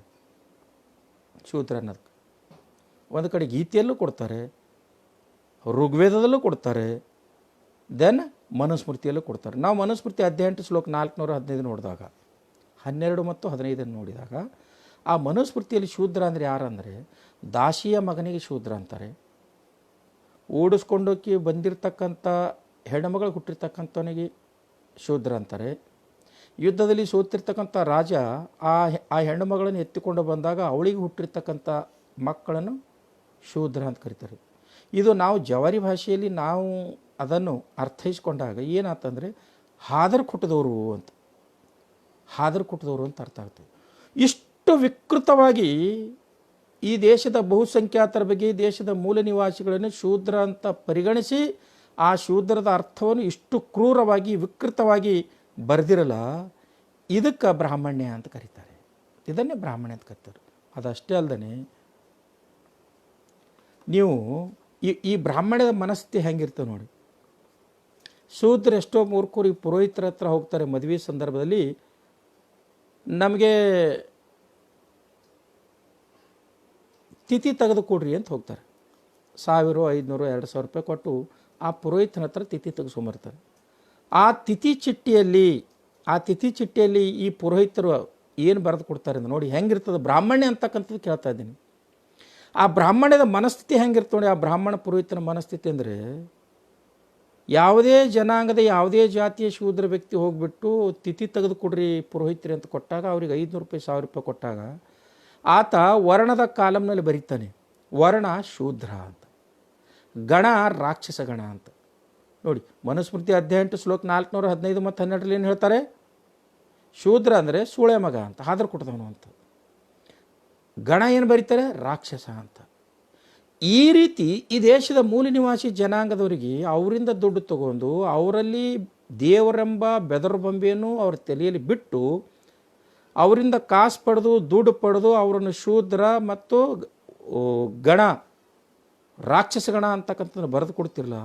ಈ ಮನಸ್ಥಿತಿ ಇರ್ತಕ್ಕಂಥ ಪ್ರತಿಯೊಬ್ಬ ಬ್ರಾಹ್ಮಣ ವ್ಯಕ್ತಿಗೆ, ಪ್ರತಿಯೊಬ್ಬ ಬ್ರಾಹ್ಮಣ ಪುರೋಹಿತನಿಗೆ ಈ ಮನಸ್ಥಿತಿಯನ್ನೇ ಬ್ರಾಹ್ಮಣ್ಯ ಅಂತ ಕರೀತಾರೆ. ಇದನ್ನೇ ದೃಷ್ಟಿಕೋನದಲ್ಲಿ ಇಟ್ಟುಕೊಂಡು ಚೇತನವರು ಹೇಳಿರ್ತಕ್ಕಂಥದ್ದು. ಇದಷ್ಟೇ ಅಲ್ಲದೆ ನೀವು ಶಂಕರಾಚಾರ್ಯರ ವ್ಯಾಖ್ಯಾನಗಳು ನೋಡಿ, ಮನುಸ್ಮೃತಿ ನೋಡಿ, ರಾಮಾಯಣ ನೋಡಿ, ಹೆಣ್ಣು ಮಕ್ಕಳನ್ನು ಎಷ್ಟು ತುಚ್ಛವಾಗಿ ಕಂಡಿದ್ದಾರೆ ಅಂದರೆ, ಹೆಣ್ಣು ಪಾಪ ಯೋನಿಜಳು ಅಂತೆ, ಪಾಪಿಷ್ಟಳು ಅಂತ. ಹೆಣ್ಣು ವಿದ್ಯೆಗೆ ಅರ್ಹತೆ ಇಲ್ಲದವಳು ಅಂತ. ಹೆಣ್ಣು ವಿದ್ಯೆಗೆ ಅರ್ಹಳಲ್ಲ. ಇನ್ನೊಂದು ಹೇಳ್ತಾರೆ, ಶೂದ್ರ ವಿದ್ಯಂ ನ ಅರ್ಹತೆ, ಶೂದ್ರರು ಕೂಡ ವಿದ್ಯೆಗೆ ಅರ್ಹರಲ್ಲ. ಇವರೆಲ್ಲರೂ ಕೊಳಕು ಜನಾಂಗ, ಅಶ್ಲೀಲ ಜನಾಂಗ, ಪಾಪ ಯೂನಿಜರ್ ಅಂತಕ್ಕಂಥ ಏನು ಮನಸ್ಥಿತಿ ಇದೆಯಲ್ಲೋ, ಈ ಮನಸ್ಥಿತಿ ಉಳ್ಳಂಥ ಪ್ರತಿಯೊಬ್ಬ ಬ್ರಾಹ್ಮಣನೂ ಕೂಡ ಬ್ರಾಹ್ಮಣ್ಯನ್ನು ಅಳವಡಿಸ್ಕೊಂಡಿರ್ತಕ್ಕಂಥ ವ್ಯಕ್ತಿ ಅಂತಕ್ಕಂಥದ್ದು. ಸೊ ಅದಕ್ಕಾಗಿ ಇದು ಬ್ರಾಹ್ಮಣ್ಯ ಅಂತಕ್ಕಂಥದಕ್ಕೆ ಒಂದು 4-5 ರೆಫರೆನ್ಸ್ಗಳು. ಇದನ್ನು ಆ ಪುರೋಹಿತರಾಗಿರ್ತಕ್ಕಂಥ ವಿದ್ಯಾಶಂಕರ್ ಅವರು ಅರ್ಥ ಮಾಡ್ಕೋಬೇಕು. ಇನ್ನು ಬ್ರಾಹ್ಮಣ್ಯ ಆಧ್ಯಾತ್ಮಿಕದ ಭಯೋತ್ಪಾದನೆ ಹೇಗೆ? ಈಗ ಆಧ್ಯಾತ್ಮಿಕ ಅಂತಕ್ಕಂಥ ವಿಷಯದ ಬಗ್ಗೆ ತೆಗೆದುಕೊಂಡಾಗ ಬಹುಶಃ ಫಿಲಾಸಫಿ ಅಧ್ಯಯನ ಮಾಡಿರ್ತಕ್ಕಂಥವ್ರು, ಸಮಾಜಶಾಸ್ತ್ರ ಅಧ್ಯಯನ ಮಾಡಿರ್ತಕ್ಕಂಥವ್ರು, ಚರಿತ್ರೆ ಅಧ್ಯಯನ ಮಾಡಿರ್ತಕ್ಕಂಥವ್ರಿಗೆ ಇದು ಚೆನ್ನಾಗಿ ಗೊತ್ತಿದೆ. ಬೇರೆ ಬೇರೆ ದೇಶದ ತತ್ವಶಾಸ್ತ್ರಜ್ಞರು ಈ ಆಧ್ಯಾತ್ಮಿಕತೆ ಬಗ್ಗೆ ಬೇರೆ ಬೇರೆ ವ್ಯಾಖ್ಯಾನ ಕೊಟ್ಟಿದ್ರು. ಉದಾಹರಣೆ, ಜಪಾನ್ ತೆಗೆದುಕೊಂಡಾಗ ಅಥವಾ ಚೈನಾ ತೆಗೆದುಕೊಂಡಾಗ, ಚೈನಾದಲ್ಲಿರ್ತಕ್ಕಂಥ ಹುಯ್ಯನ್ ಚಾಂಗ್ ಆಗಿರ್ಬೋದು, ಫಾಯಿಯನ್ ಆಗಿರ್ಬೋದು, ಇಚ್ಚಿಂಗ್ಸ್ ಆಗಿರ್ಬೋದು, ಇವರೆಲ್ಲರ ದೃಷ್ಟಿಕೋನದಲ್ಲಿ ಆಧ್ಯಾತ್ಮಿಕತೆ ಬೇರೆ. ಇನ್ನು ಗ್ರೀಕ್ನ ಫಿಲಾಸಫರ್ ಆಗಿರ್ತಕ್ಕಂಥ ಸಾಕ್ರೆಟಿಸ್, ಅರಿಸ್ಟಾಟಲ್, ಪ್ಲೇಟೋ ಆಗಿರ್ಬೋದು, ಇವರ ದೃಷ್ಟಿಕೋನದಲ್ಲಿ ಆಧ್ಯಾತ್ಮಿಕತೆ ಬೇರೆನಿದೆ. ಕ್ರೈಸ್ತ ದೇಶಗಳಲ್ಲಿರ್ತಕ್ಕಂಥ ಪಾದ್ರಿಗಳು, ಪಾಸ್ಟರ್ಸ್ಗಳು, ಇವರ ದೃಷ್ಟಿಯಲ್ಲಿ ಆಧ್ಯಾತ್ಮಿಕತೆಯೇ ಬೇರೆ.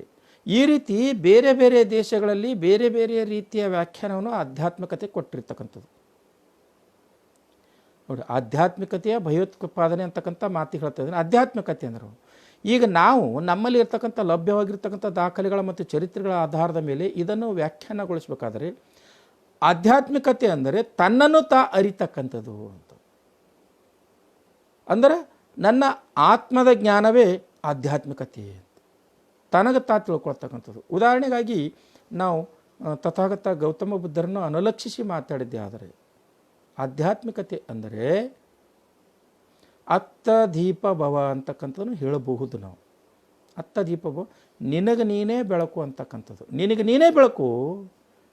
ನಿನಗೆ ಯಾವ ದೇವರಾಗಲಿ ದಿಂಡರಾಗಲಿ ನಿನ್ನನ್ನು ಪುನರುಜ್ಜೀವನಗೊಳಿಸಲು ಸಾಧ್ಯತೆ ಇಲ್ಲ. ನಿನ್ನ ಕಷ್ಟಗಳು, ನಿನ್ನ ಸಮಸ್ಯೆಗಳಿಗೆ ಪರಿಹಾರಗಳು ಯಾವುದೇ ಪಾಖಂಡಿ ಪುರೋಹಿತರು ಕಂಡುಕೊಡೋದಿಲ್ಲ. ಅದಕ್ಕಾಗಿ ನಿನಗೆ ನೀನೇ ಬೆಳಕಾಗಿಬೇಕು. ನೀನು ಪ್ರತಿಯೊಂದು ಪ್ರಶ್ನೆ ಮಾಡಬೇಕು, ಪ್ರಶ್ನೆ ಮಾಡಿ ಅರ್ಥೈಸ್ಕೊಳ್ಬೇಕು. ಅರ್ಥೈಸ್ಕೊಂಡು ಮಧ್ಯಮ ಮಾರ್ಗದಲ್ಲಿ ನಡೆದದ್ದೇ ಆದರೆ ಅತ್ತ ದೀಪ ಭವ, ನೀನೇ ಬೆಳಕಾಗಲು ಸಾಧ್ಯತೆ ಇದೆ. ಇದನ್ನೇ ಅವ್ರು ಹೇಳಿರ್ತಕ್ಕಂಥದ್ದು ತನ್ನ ಅರಿಯುವುದೇ ಆಧ್ಯಾತ್ಮಿಕತೆ ಅಂತಕ್ಕಂಥದ್ದು. ಈ ತನ್ನ ಅರಿಯುವುದನ್ನು ಹೈಜಾಕ್ ಮಾಡ್ಕೊಂಡಿರ್ತಕ್ಕಂಥ ಈ ಬ್ರಾಹ್ಮಣವಾದಿಗಳು, ಬ್ರಾಹ್ಮಣೀಕರಣ ಮಾಡ್ಕೊಂಡಿರ್ತಕ್ಕಂಥ ಬ್ರಾಹ್ಮಣವಾದಿಗಳು ಏನು ಹೇಳ್ತಾರೆ ಅಂದರೆ, ನಾವು ಬ್ರಾಹ್ಮಣ ದೈವಾಧೀನಂ, ಬ್ರಾಹ್ಮಣನ ಅಧೀನದಲ್ಲಿ ದೇವತೆಗಳಿವೆ, ಬ್ರಾಹ್ಮಣನ ಅಧೀನದಲ್ಲಿ ಬ್ರಾಹ್ಮಣಾಧೀನಂ ಮಂತ್ರಂ ಬ್ರಾಹ್ಮಣಾಧೀನಂ, ಬ್ರಾಹ್ಮಣನ ಅಧೀನದಲ್ಲಿ ಮಂತ್ರಗಳಿವೆ, ಬ್ರಾಹ್ಮಣನೇ ಈ ಸೃಷ್ಟಿಗೆ ಸೃಷ್ಟಿಕರ್ತ, ಬ್ರಾಹ್ಮಣನೇ ನಿಮ್ಗೆ ಎಲ್ಲದಕ್ಕೂ ಕಾರಣೀಭೂತ, ಸ್ವರ್ಗಕ್ಕೆ ನರಕಕ್ಕೆ ಕಳಿಸ್ತಕ್ಕಂಥ ವ್ಯಕ್ತಿ, ನಿಮಗೆ ಪಾಪ ಪುಣ್ಯ ನಿರ್ಧಾರ ಮಾಡ್ತಕ್ಕಂಥ ವ್ಯಕ್ತಿ ಬ್ರಾಹ್ಮಣನೇ ಅಂತಕ್ಕಂಥ ಮಾತನ್ನು ಏನು ಹೇಳ್ತಾ ಇದ್ದಾರಲ್ಲೋ, ಇದು ಆಧ್ಯಾತ್ಮಿಕತೆಯ ಭಯೋತ್ಪಾದನೆ ಮಾಡ್ತಕ್ಕಂಥ ಕೆಲಸ ಈ ಬ್ರಾಹ್ಮಣ ಜನಾಂಗದ ಅಂತಕ್ಕಂಥದ್ದು. ಈಗ ಉದಾಹರಣೆ ನಿಮ್ಗೊಂದು ಮಾತು ಹೇಳ್ತೀನಿ. ಇದನ್ನು ಹೇಗೆ ನಾವು ಭಯೋತ್ಪಾದನೆ ಅಂತೀವಿ ಅಂದರೆ, ಭಗವದ್ಗೀತೆಯಲ್ಲಿ ಕೃಷ್ಣ ಅರ್ಜುನನಿಗೆ ಹೇಳ್ತಾನೆ, ಪಾರ್ಥ, ಎದುರುಗಡೆ ಇರ್ತಕ್ಕಂಥವ್ರು ನಿನ್ನ ವಂಶಜರೇ, ನಿನ್ನ ಹಿರಿಯರು ಪೂರ್ವಜರೇ ಆಗಿರ್ಬೋದು, ನಿನ್ನ ಅಣ್ಣ ತಮ್ಮಂದಿರೇ ಆಗಿರ್ಬೋದು, ನಿನ್ನ ರಕ್ತ ಸಂಬಂಧಿಗಳಾಗಿರ್ಬೋದು, ಇಲ್ಲ ಅಂತ ಹೇಳಂಗಿಲ್ಲ. ಅದಕ್ಕೆ ಆಧ್ಯಾತ್ಮಿಕದ ಬಗ್ಗೆ ಬೋಧನೆ ಮಾಡ್ತಾನೆ. ಅಧ್ಯಾಯ 4ರಲ್ಲಿ ಕೃಷ್ಣ ಈ ದೇಹ ನಶ್ವರದಪ್ಪ, ಆತ್ಮ ಅಮರ ಇದೆ. ದೇಹ ನಶ್ವರ, ಆತ್ಮ ಅಮರ ಇದೆ. ಹುಟ್ಟಿರ್ತಕ್ಕಂಥ ಪ್ರತಿಯೊಂದು ಜೀವಿಯು ಕೂಡ ನಾಶ ಆಗಲೇಬೇಕು. ಅದು ಹೇಗಿದೆ ಅಂದರೆ, ಒಂದು ದೇಹ ಅಂಗಿಯನ್ನು, ಶರ್ಟನ್ನು ಹ್ಯಾಂಗೆ ಬದಲಾವಣೆ ಮಾಡ್ತೀಯೋ ಹಾಗೆ ಆತ್ಮನು ಕೂಡ ಒಂದು ದೇಹದಿಂದ ಮತ್ತೊಂದು ದೇಹಕ್ಕೆ ಆಗಾಗ ಬದಲಾವಣೆ ಮಾಡ್ತಾ ಇರುತ್ತೆ ಅಂತಕ್ಕಂಥ ಮಾತನ್ನು. ಅದಕ್ಕೆ ಹೇಳ್ತಾನೆ, ಆತ್ಮ ಪರಕಾಯ ಪ್ರವೇಶ ಮಾಡಿ ಮತ್ತೆ ಒಂದು ದೇಹದಲ್ಲಿ ಸೇರಿ ಹುಟ್ಟುಬಿಡ್ತದೆ. ಈ ದೇಹ ನಶ್ವರದೆ, ಇದು ಮಣ್ಣಾಗಿ ಹೋಗ್ತದೆ, ಇದು ಸುಟ್ಟರೂ ಮಣ್ಣಾಗಿ ಹೋಗ್ತದೆ, ಹೋಳಿದ್ರೂ ಮಣ್ಣಾಗಿ ಹೋಗ್ತದೆ. ಅದರ ಸಲುವಾಗಿ ಎದುರಿರ್ತಕ್ಕಂಥವು ದೇಹಗಳ ವಿನ ಅವು ವ್ಯಕ್ತಿಗಳು, ಸಂಬಂಧಗಳಲ್ಲ ಅಂತಕ್ಕಂಥ ಅರ್ಥ ಮಾಡ್ಕೋಬೇಕು ಅಂತಕ್ಕಂಥ ಮಾತನ್ನು ಕೃಷ್ಣ ಅರ್ಜುನಿಗೆ ಹೇಳ್ತಾನೆ. ನಾನಿಲ್ಲಿ ಈ ಪುರೋಹಿತರಿಗೆ ಒಂದು ಪ್ರಶ್ನೆ ಮಾಡ್ತೀನಿ. ಈ ವಿದ್ಯಾಶಂಕರ ಪುರೋಹಿತರಿಗೆ ಏನಂದರೆ, ಪುರೋಹಿತ ಮಹಾಶಯರೇ, ಆತ್ಮ ಅಮರ, ದೇಹ ನಶ್ವರ, ಹೌದಾ? ನೋಡಿ, ಬ್ರಾಹ್ಮಣ್ಯ ಆಧ್ಯಾತ್ಮಿಕತೆಯನ್ನು ಹೆಂಗೆ ಭಯೋತ್ಪಾದನೆ ಮಾಡ್ತಾ ಇದೆ ಅನ್ನೋದಕ್ಕೆ ಹೇಳ್ತಾ ಇದ್ದೀನಿ. ಈ ಪುರೋಹಿತರು ವಿದ್ಯಾಶಂಕರ್ ಅವರಿಗೆ ದೇಹ ನಶ್ವರ, ಆತ್ಮ ಅಮರ, ರೈಟ್, ಒಪ್ಕೋತೀನಿ. ದೇಹವನ್ನು ಸುಟ್ಟು ಬಿಡ್ತೀರಿ ಅಥವಾ ಕೆಲವೊಂದು ಜನ ಹೂಳು ಬಿಡ್ತಾರೆ, ಆ ದೇಹ ಇಲ್ಲೇ ಉಳಿದು ಬಿಡುತ್ತೆ. ಆತ್ಮ ಪರಕಾಯ ಪ್ರವೇಶ ಮಾಡುತ್ತೆ ಅಂತ ಶ್ರೀಕೃಷ್ಣ ಹೇಳ್ತಾನೆ. ಬೇರೆ ದೇಹದಲ್ಲಿ ಹುಟ್ಟತಕ್ಕಂಥ ಜೀವಿಯಲ್ಲಿ ಸೇರಿಬಿಟ್ಟು ಅದು ಪರಕಾಯ ಪ್ರವೇಶ ಮಾಡ್ತದೆ. ಹಾಗಾದರೆ ನೀವು ಪಾಪ ಪುಣ್ಯ ಪೂಜೆ ಪುನಸ್ಕಾರ ಕ್ರಿಯೆ ವಿಧಿ ವಿಧಾನ ಸಂಸ್ಕಾರ ಯಜ್ಞ ಯಾಗ ಮಾಡಿ ನಿಮ್ಮನ್ನೆಲ್ಲ ಸ್ವರ್ಗಕ್ಕೆ ಕಳಿಸ್ತೀನಿ ಅಂತಕ್ಕಂಥ ನಿಮ್ಮ ಬ್ರಾಹ್ಮಣ್ಯವನ್ನು ಪ್ರಚುರಪಡಿಸ್ತಿರಲ್ಲ, ಬ್ರಾಹ್ಮಣ್ಯವನ್ನು ಬಿತ್ತಿರಲ್ಲ. ನಾನು ನಿಮಗೆ ಪ್ರಶ್ನೆ ಕೇಳ್ತೀನಿ, ದೇಹ ಇಲ್ಲೇ ನಶ್ವರ ಆಯಿತು, ಭೂಮಿಗೆ ಹೋಗಿಬಿಡ್ತು, ಆತ್ಮ ಪರಕಾಯ ಪ್ರವೇಶ ಆಯಿತು, ನೀವು ಸ್ವರ್ಗಕ್ಕೇನು ಮೆಂಕಿತನ ಬುಟ್ಟ ಕಳಿಸ್ತೀರಾ? ಈ ರೀತಿ ಪಾಖಂಡಿತನಕ್ಕೆ ಬ್ರಾಹ್ಮಣ್ಯ ಅಂತಾರೆ. ಈ ಬ್ರಾಹ್ಮಣ್ಯವು ತನ್ನನ್ನು ತಾನು ಬೆಳಕು ಕಾಣ್ರಿ ಅಂತಕ್ಕಂಥ ಸಿದ್ಧಾಂತ ಏನಿದೆಯಲ್ಲ, ಆಧ್ಯಾತ್ಮಿಕತೆ ಏನಿದೆಯಲ್ಲ, ಅದನ್ನು ಭಯೋತ್ಪಾದನೆ ಮಾಡ್ತಕ್ಕಂಥ ಕೃತ್ಯ ಮಾಡ್ತಕ್ಕಂಥದ್ದು ಬ್ರಾಹ್ಮಣ್ಯ. ಅದಕ್ಕೆ ಬ್ರಾಹ್ಮಣ್ಯ ಆಧ್ಯಾತ್ಮಿಕತೆಯ ಭಯೋತ್ಪಾದನೆ ಅಂತಕ್ಕಂಥ ಮಾತನ್ನು ನಮ್ಮ ಆಯುಷ್ಮಾನ್ ಚೇತನ್ ಅವರು ಹೇಳಿರ್ತಕ್ಕಂಥದ್ದು ಸತ್ಯ ಅಂತಕ್ಕಂಥ ಮಾತನ್ನು ಹೇಳ್ತೇನೆ. ಇನ್ನೊಂದು ಮುಂದುವರೆದು, ಭಯೋತ್ಪಾದನೆ ಅಂದ್ರೇನು? ಬಹುಶಃ ಇದರಿಂದ ಬೆದರಿದ್ದಾರೆ ಆ ವಿದ್ಯಾಶಂಕರ್ ಸ್ವಾಮಿಗಳು. ಏನು ಬೆದರಿದ್ದಾರೆ ಅಂದರೆ, ಭಯೋತ್ಪಾದನೆ ಅಂದ ತಕ್ಷಣ ರೈಫಲ್ ಹಾಕ್ಕೊಂಡ್ಬಿಟ್ಟು ಬಾಂಬ್ ಸಿಗಿಸ್ಕೊಂಡ್ಬಿಟ್ಟು ಜನರ ಜೀವಕ್ಕೆ ಹಾನಿ ಮಾಡ್ತಕ್ಕಂಥದ್ದು ಭಯೋತ್ಪಾದನೆ ಅಂತಕ್ಕಂಥದ್ದು ತಿಳ್ಕೊಂಡಿದ್ದಾರೆ. ಶಬ್ದಶಃ ಅರ್ಥ ಬಹುಶಃ ಇವರಿಗೆ ಅರ್ಥ ಆಗಿಲ್ಲ ಅಂತ ಕಾಣುತ್ತದೆ. ಭಯ ಅಂದರೆ ಹೆದರಿಕೆ ಅಂತ, ಉತ್ಪಾದನೆ ಅಂದರೆ ಸೃಷ್ಟಿ ಮಾಡ್ಕೊಳ್ತಕ್ಕಂಥದ್ದು. ಮನೆ ಉಪೇಂದ್ರ ಕೂಡ ಅದನ್ನೇ ಹೇಳಿದನು, ಚರಿತ್ರೆ ನಾವು ಅಧ್ಯಯನ ಮಾಡೋದು ಅವಶ್ಯಕತೆ ಇಲ್ಲ, ಚರಿತ್ರೆಯನ್ನು ನಾವು ಸೃಷ್ಟಿ ಮಾಡ್ಕೋಬೇಕು ಅಂತಕ್ಕಂಥದ್ದು. ಇದನ್ನೇ ಹೇಳೋದು. ಸೃಷ್ಟಿ ಮಾಡ್ಕೊಳ್ತಕ್ಕಂಥ ಮನೋಭಾವನೆ ಏನಿದೆಯಲ್ಲ, ಇದು ಉತ್ಪಾದನೆ ಮಾಡ್ಕೊಳ್ತಕ್ಕಂಥ ಮನೋಭಾವನೆ. ಹೆದರಿಕೆಯನ್ನು ಉತ್ಪಾದನೆ ಮಾಡ್ತಕ್ಕಂಥದ್ದು, ಹೆದರಿಕೆಯನ್ನು ಸೃಷ್ಟಿ ಮಾಡ್ತಕ್ಕಂಥದ್ದಕ್ಕೆ ಭಯೋತ್ಪಾದನೆ ಅಂತಾರೆ. ಅಂದರೆ ಬ್ರಾಹ್ಮಣ್ಯದ ಮೂಲಕ ಆಧ್ಯಾತ್ಮಿಕತೆಯನ್ನು ಹೆದರಿಸಿ ಸೃಷ್ಟಿ ಮಾಡ್ತಕ್ಕಂಥದ್ದು, ಹೆದರಿಕೆಯ ಸೃಷ್ಟಿ ಮಾಡ್ತಕ್ಕಂಥದ್ದೇ ಬ್ರಾಹ್ಮಣ್ಯದ ಆಧ್ಯಾತ್ಮಿಕ ಭಯೋತ್ಪಾದನೆ. ಬ್ರಾಹ್ಮಣ್ಯದ ಮೂಲಕ ಆಧ್ಯಾತ್ಮಿಕದ ಭಯೋತ್ಪಾದನೆ, ಇದನ್ನೇ ಚೇತನವರು ಹೇಳಿರ್ತಕ್ಕಂಥದ್ದು. ಹೇಗೆ ಹೆದರಿಕೆ ಸೃಷ್ಟಿ ಮಾಡ್ತಾರೆ ನೋಡಿ. ಈ ದೇವರೆಂಬ ಬೆದರು ಬೊಂಬೆಗಳ ಮೂಲಕ, ದೇವರೆಂಬ ಕಾಲ್ಪನಿಕ ಒಂದು ಸಂರಚನೆಗಳ ಮೂಲಕ ಅಥವಾ ಆಕಾರಗಳ ಮೂಲಕ ಅಥವಾ ಕಲ್ಪನೆಗಳ ಮೂಲಕ ಪಾಪ, ಪುಣ್ಯ, ಸ್ವರ್ಗ, ನರಕ ಇವನ್ನೆಲ್ಲವೂ ಕೂಡ ಸೃಷ್ಟಿ ಮಾಡಿ ಜನರಲ್ಲಿ ಅಂಧಶ್ರದ್ಧೆ, ಮೌಢ್ಯ, ಮೂಢನಂಬಿಕೆ, ದೇವರು, ಧರ್ಮ, ಚಾತುರ್ವರ್ಣ ಪದ್ಧತಿ ಇವುಗಳೆಲ್ಲವುಗಳ ಮೂಲಕ ಏನು ಹೆದರಿಕೆಯ ಸೃಷ್ಟಿ ಮಾಡ್ತಿರಲ್ಲ, ಇದು ಭಯೋತ್ಪಾದನೆ. ಇದು ಯಾವುದರ ಮೂಲಕ ಸೃಷ್ಟಿ ಮಾಡ್ತಾ ಇದ್ದೀರಿ? ಬ್ರಾಹ್ಮಣ್ಯದ ಮೂಲಕ ಭಯೋತ್ಪಾದನೆಯನ್ನು ಸೃಷ್ಟಿ ಮಾಡಿ ಈ ದೇಶದ ಆಧ್ಯಾತ್ಮಿಕತೆಯನ್ನು ನಾಶ ಮಾಡ್ತಿರಲ್ಲ, ಅದನ್ನು ಪ್ರತಿಪಾದನೆ ಮಾಡಿರ್ತಕ್ಕಂಥದ್ದು ಚೇತನವರು. ಇದರ ಬಗ್ಗೆ ಅರ್ಥ ಇಲ್ಲದೆ ಮೇಲಾರ್ಥಗಳ ಮೂಲಕ, ಕಪೋಲಕಲ್ಪಿತ ಅರ್ಥಗಳ ಮೂಲಕ ಅರ್ಥೈಸಿಕೊಂಡಿರ್ತಕ್ಕಂಥ ವಿದ್ಯಾಶಂಕರವರು ಏನೇನೋ ಮಾತಾಡಿ ಚೇತನವರ ವ್ಯಕ್ತಿತ್ವಕ್ಕೆ ಚ್ಯುತಿ ತರ್ತಕ್ಕಂಥ ಕೆಲಸ ಮಾಡ್ತಾ ಇದ್ದಾರೆ. ಇನ್ನೊಂದು, ಈ ಸಾಮಾಜಿಕ ಜಾಲತಾಣಗಳ ಮೂಲಕ ವಿದ್ಯಾಶಂಕರ್ ಅವರಿಗೆ ನಾನು ಚಾಲೆಂಜ್ ಮಾಡ್ತಾಯಿದ್ದೀನಿ. ಏನು ಚಾಲೆಂಜ್ ಮಾಡ್ತಾಯಿದ್ದೀನಿ ಅಂದರೆ,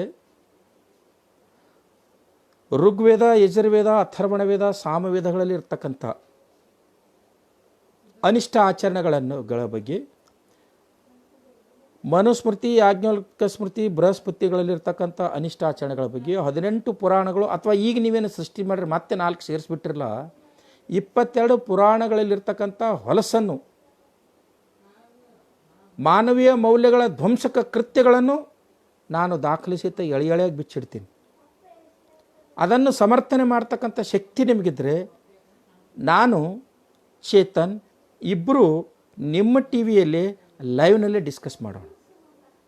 ಅದು ಬಿಟ್ಬಿಟ್ಟು ಸಾಮಾಜಿಕ ಜಾಲತಾಣದ ಮೂಲಕ ಅರ್ಧಂಬರ್ಧ ಓದ್ಕೊಂಡ್ಬಿಟ್ಟು ನೀವೇನೇನೋ ಅಪಭ್ರಂಶ ಪದಗಳನ್ನು, ಅವಿವೇಕಿತನದ ಮಾತುಗಳನ್ನಾಡಿ ಒಬ್ಬ ವ್ಯಕ್ತಿಯ ಒಂದು ಚ್ಯುತಿ ತರಬಾರ್ದು ಅಂತಕ್ಕಂಥ ಮಾತನ್ನು ಹೇಳುತ್ತಾ, ಇನ್ನು ಕೊನೆಯದಾಗಿ ಅವ್ರು ಹೇಳಿದ್ರು, ಬ್ರಾಹ್ಮಣ್ಯ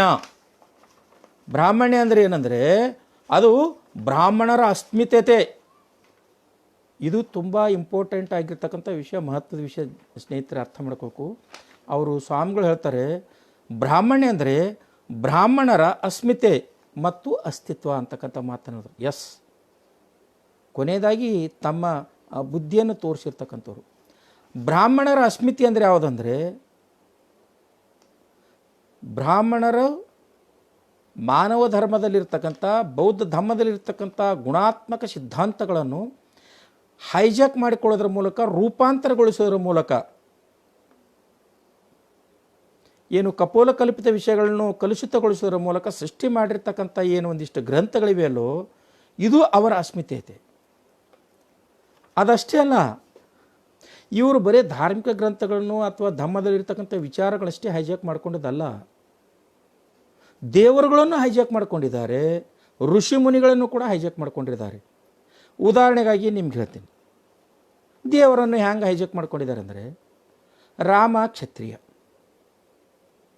ಕೃಷ್ಣ ಯಾದವ, ಇವರಿಬ್ಬರನ್ನೂ ಹೈಜಾಕ್ ಮಾಡ್ಕೊಂಡು ಬಿಟ್ಟು ಇವತ್ತು ಅವ್ರ ಪಕ್ಕದಲ್ಲಿ, ಅವರ ಅಧೀನದಲ್ಲಿ ಅವರನ್ನು ದೇವರು ಮಾಡಿ ಪುರೋಹಿತರಾಗಿ ತಮ್ಮ ಹೊಟ್ಟೆ ತುಂಬಿಸ್ಕೊಳ್ತಕ್ಕಂಥ ಜನಾಂಗ ಯಾರು?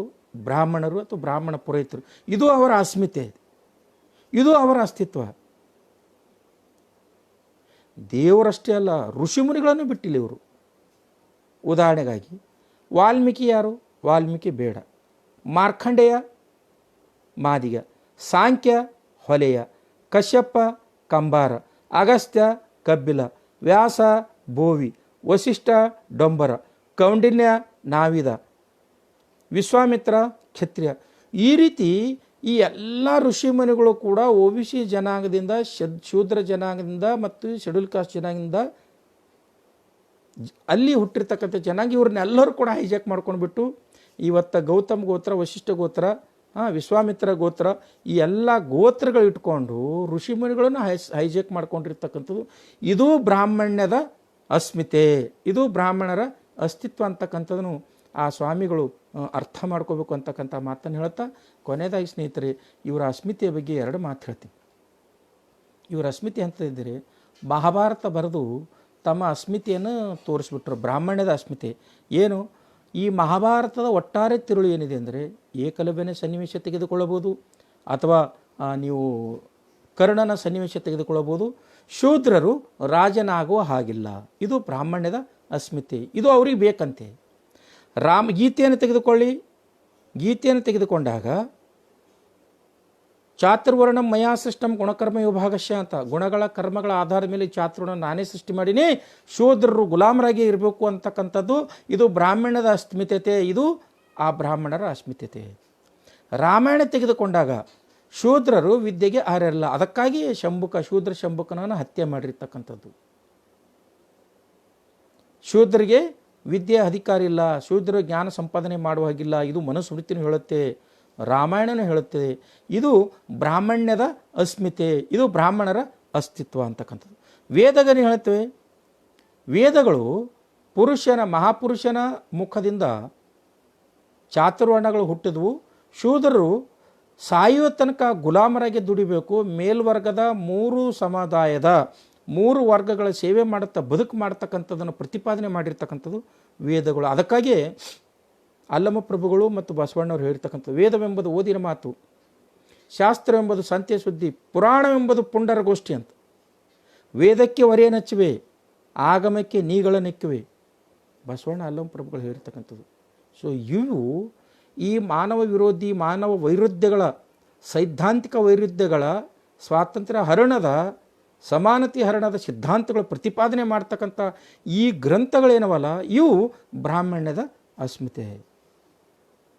ಸೊ ಈ ರೀತಿಯಾಗಿ ಬ್ರಾಹ್ಮಣರ ಮತ್ತು ಬ್ರಾಹ್ಮಣ್ಯದ ಅಸ್ಮಿತೆಯ ಬಗ್ಗೆ ಒಂದಲ್ಲ 10 ಎಕ್ಸಾಂಪಲ್ನಲ್ಲೂ ನಾವು ಕೊಡ್ಬೋದು ಅಂತಕ್ಕಂಥ ಮಾತನ್ನು ಹೇಳ್ತಾ, ಅದಕ್ಕಾಗಿ ಆ ಸ್ವಾಮಿಗಳಾಗಿರ್ತಕ್ಕಂಥ ನಮ್ಮ ವಿದ್ಯಾಶಂಕರ ಸ್ವಾಮಿಗಳಿಗೆ ನಾನು ಒಂದು ಮನವಿ ಮಾಡ್ಕೋತಾ ಇದ್ದೀನಿ. ಅಷ್ಟೆಲ್ಲ ಡೊಗ್ಗಿ ಬಗ್ಗಿ ಮಾತಾಡ್ತಕ್ಕಂಥ ನಾನು ಜಾಯಮಾನಿಲ್ಲ, ಒಂದು ಮನವಿ ಮಾಡ್ತಾ ಇದ್ದೀನಿ. ನಿಮ್ಮ ಪುರಾಣಗಳ ಬಗ್ಗೆ, ರಾಮಾಯಣ ಮಹಾಭಾರತ ಭಗವದ್ಗೀತೆ ಬಗ್ಗೆ, ಋಗ್ವೇದ ಯಜುರ್ವೇದ ಸಾಮವೇದ ಅಥರ್ವಣ ವೇದಗಳ ಬಗ್ಗೆ, 18 ಪುರಾಣಗಳ ಬಗ್ಗೆ, ಅಥವಾ ಚಾತುರ್ವರ್ಣ ಪದ್ಧತಿಯ ಬಗ್ಗೆ ಏನಾದರೂ ಲೈವ್ದಲ್ಲಿ ನೀವು ಡಿಬೇಟ್ ಮಾಡ್ತೀನಿ ಅಂದರೆ ನಾನು ಚೇತನ ಜೊತೆಗೆ ಬರಲು ರೆಡಿ ಇದ್ದೇನೆ. ನೋಡೋಣ, ಗೊತ್ತಾಗಲಿ. ಜೈ ಭೀಮನ ತಾಕತ್ತೆಷ್ಟಿದೆಯೋ, ಬಲಭೀಮನ ತಾಕತ್ತೆಷ್ಟಿದೆಯೋ ಗೊತ್ತಾಗುತ್ತೆ. ಅಷ್ಟೇ ಅಲ್ಲದೇ ಈ ಮಾನಸಿಕ ಭಯೋತ್ಪಾದಕರ ಶಕ್ತಿ ಎಷ್ಟು ಗೊತ್ತಿದೆಯೋ, ಮಾನಸಿಕ ಭಯೋತ್ಪಾದಕರನ್ನು ತಡೆವಡ್ತಕ್ಕಂಥ ಪ್ರತಿವಾದಿಗಳ ಶಕ್ತಿ ಎಷ್ಟಿದೆಯೋ ಅನ್ನೋದು ಗೊತ್ತಾಗುತ್ತೆ ಅಂತಕ್ಕಂಥ ಮಾತನ್ನು ಹೇಳ್ತಾ, ಸ್ನೇಹಿತರೆ, ಯಾವುದೇ ಸಮಾಜದ ನಾಗರಿಕರಲ್ಲಿ ಪ್ರಜ್ಞಾವಂತರೆಲ್ಲರೂ ಕೂಡ ಚೇತನ್ ಅವರ ಬೆನ್ನಿಗೆ ನಿಂತು ಅವರು ಪ್ರತಿಪಾದನೆ ಮಾಡ್ತಕ್ಕಂಥ ವೈಜ್ಞಾನಿಕ ತಳಹದಿಯ ಮೇಲಿರ್ತಕ್ಕಂಥ ಸಿದ್ಧಾಂತಗಳಿಗೆ ನಾವು ಅವರಿಗೆ ಬೆನ್ನಿಗೆ ನಿಂತು ನಾವು ಅವರಿಗೆ ಸಪೋರ್ಟ್ ಸೂಚಿಸಬೇಕೇ ವಿನ ಇಂಥ ಬ್ರಾಹ್ಮಣ್ಯದ ಮೂಲಕ ಭಾರತ ದೇಶದ ಆಧ್ಯಾತ್ಮಿಕತೆಯನ್ನು ಭಯೋತ್ಪಾದನೆ ಮಾಡ್ತಕ್ಕಂಥ ಈ ಮಾನಸಿಕ ಭಯೋತ್ಪಾದಕರಿಗೆ ಹೆದರಬಾರ್ದು ಅಂತಕ್ಕಂಥ ಮಾತನ್ನು ಹೇಳಿ ನನ್ನ ಮಾತಿಗೆ ವಿದಾಯ ಹೇಳ್ತೇನೆ. ಎಲ್ಲರಿಗೆ ನನ್ನ ಮೈತ್ರಿಪೂರ್ಣ ಭೀಮವಂದನೆಗಳು. ಜೈ ಭೀಮ್, ನಮೋ ಬುದ್ಧಾಯ.